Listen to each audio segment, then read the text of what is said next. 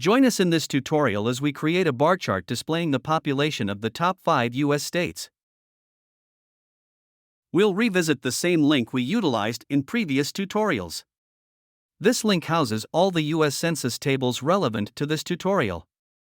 You can also find it in the description of this video.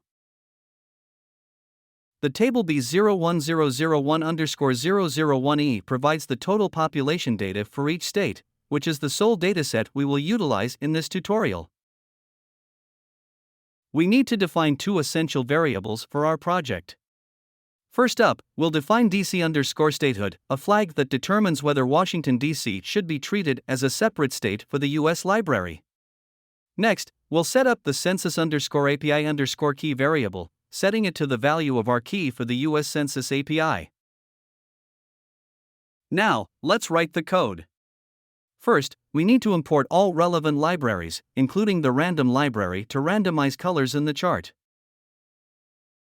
Then we need to grab census data for the population of each U.S. state.